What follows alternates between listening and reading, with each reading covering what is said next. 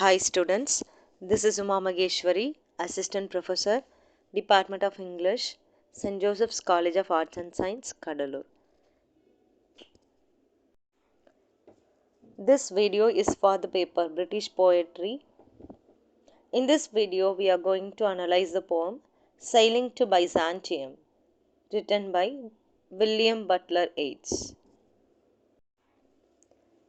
Let's brief the poem. Sailing to Byzantium is written by the Irish poet W.B. Yeats, reflects on the difficulty of keeping one's soul alive in a fragile, failing human body. The speaker, that is an old man, leaves behind the country of the young for a visionary quest to Byzantium, the ancient city that was a major seat of early Christianity. There he hopes to learn how to move past his mortality and become something more like an immortal work of art. Let's see the brief introduction about the poet. William Butler Yeats, born on 13th June 1865 and died in 28th January 1939, was an Irish poet, dramatist, writer, and one of the foremost figures of 20th century literature. He was a driving force behind the Irish literary revival and became a pillar of the Irish literary establishment. He served 2 terms as a senator of the Irish Free State. Yeats was born in Sandymount, Ireland, and was educated in Dublin and London. Let's discuss the themes of the poem. The major themes of the poem are old age and mortality. He believes that the elders either husk off their former selves or escape the physical limitations. From the lines we can understand those points. An aged man is but a paltry thing, a tarted coat upon a stick unless. The another theme of the poem is the power of art. It closely relates to the poem's ideas about aging, mortality, and the soul is its treatment of art. The poet says that Byzantium was famous for its mosaic arts and sages reach immortality of God's holy fire by being part of these mosaics. From the line we can understand these points.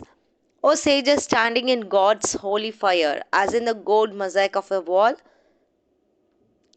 And also the poem insisted the theme that human imperfection versus perfectness of art is a major theme of the poem.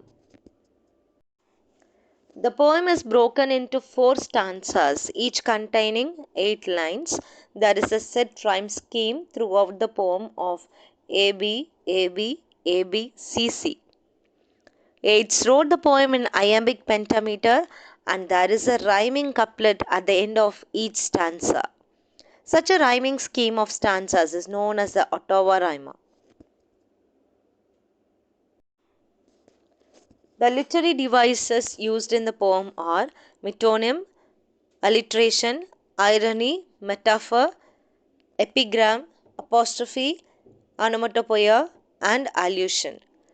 Example of metonym is Byzantium. It is a metonym for the art of ancient Byzantium. Example for alliteration, fish, flesh, or fowl. Example of irony, the last 2 lines of first stanza contains irony. And example for metaphor is artifice of eternity. Let's analyze the poem Sailing to Byzantium. First stanza. There is no country for old men, the young in one another's arms, birds in the trees, those dying generations are their song. The salmon falls, the mackerel crowded seas, fish, flesh, or fowl command all summer long. Whatever is begotten, born, and dies, caught in that sensual music, all neglect, monuments of unaging intellect. The first stanza emphasizes that he is traveling to Byzantium from Ireland as he feels the city is not good for the old people. He reminisces the creatures of the former land. He prizes the sensual music and believes that the fishes in the waterfalls like salmon and mackerel listen to this music. Let's analyze the second stanza. An aged man is but a paltry thing, a tattered coat upon a stick, unless soul clap its hands and sing and louder sing. For every tatter in its martial dress, nor is there singing school, but studying monuments of its own magnificence. And therefore I have sailed the seas and come to the holy city of Byzantium. So, in this stanza, it says that the old man is just a significant poor thing. The appearance of an old man is similar to a stick, said by the speaker. He tells the more tattered is the dress, the more louder a man sings. Later, he insists the point that the best music for a soul is to study about the intellects of monuments. So, the speaker travels to Byzantium, a place where exotic art is found. Next stanza. O sages standing in God's holy fire, as in the gold mosaic of a wall, come from the holy fire, burn in a jaya, and be the singing masters of my soul. Consume my heart away, sick with desire, and fasten to a dying animal. It knows not what it is, and gather me into the artifice of eternity. In this stanza, the poet insisted that once he reaches the place, he describes the people there as sages. They seem to be sages who are in the gold mosaic of a wall. He wants the sages to come out of holy fire and teach him music of spirituality. His heart went sick with the memories of his former home as he is growing sick, and he begs for immortality and being appreciated forever. Last stanza. Once out of nature, I shall never take my bodily form from any natural thing, but such a form as Grecian goldsmiths make of hammered gold and gold enameling to keep a drowsy emperor awake, or sit upon a golden bow to sing to lords and ladies of Byzantium of what is past or passing or to come. So, in the last stanza, the poet insisted that once he has passed away, he never wants to be born as a living thing. He wants to be the gold made by Grecian goldsmiths. These golden urns are said to be admired by emperors. He wants to be a golden bird who sings of the past, present, and future and is admired by lords and ladies of the holy city. Hence, the poem is a highly symbolic and metaphorical poem that explores the theme of immortality and the search for spiritual transcendence. The poem is divided into 4 stanzas, each containing 8 lines. We have seen in the first stanza, the speaker describes his physical surroundings as a place of decay and impermanence. He compares the world to a dying animal and a tattered coat upon a stick. The speaker longs to escape this world and travel to the ancient city of Byzantium, which represents a place of spiritual transcendence and immortality. In the second stanza, the speaker describes the journey to Byzantium as a sailing. He emphasizes the importance of the journey, stating that is no country for old man, and an aged man is but a paltry thing. The speaker suggests that only by leaving the physical world behind can one achieve true spiritual transcendence. In the third stanza, the speaker describes the ancient city of Byzantium as a place of eternal beauty and youth. He uses vivid imagery to describe the city, such as the holy fire and the singing masters of my soul. The speaker longs to be transformed by the beauty of Byzantium and to be reborn as a golden bird.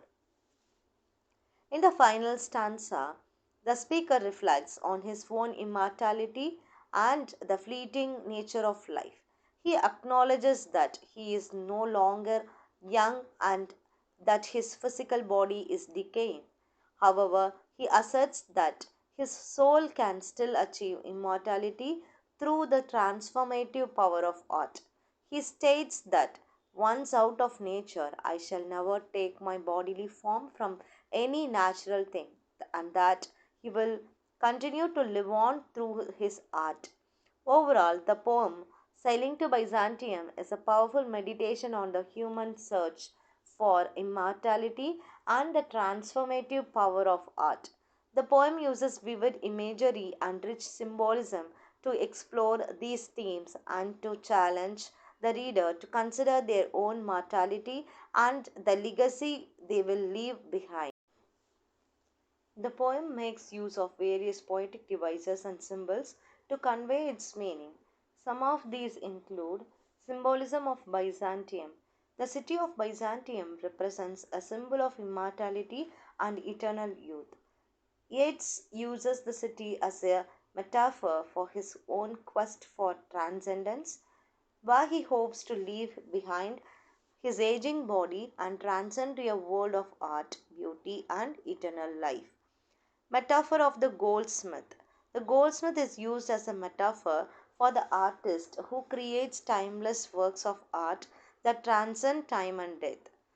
Yeats hopes to become a part of this art by having his soul transformed into a work of art that will endure forever. Use of alliteration. Yeats make use of alliteration in phrases such as sages standing in gold's holy fire and the salmon falls, the mackerel crowded seas to create a musical and rhythmic effect that adds to the beauty of the poem. Imagery of birds. Birds are used as a symbol of freedom and transcendence in the poem. Yeats hopes to become like a bird, leaving behind his mortal body and flying to a world of eternal life. Contrast of the natural and the artificial. Yeats contrasts the natural world, which is subject to decay and death, with the artificial world of art, which is eternal and transcendent. The contrast between the dying generations and the artifice of eternity emphasizes Yeats' desire for immortality. Thank you.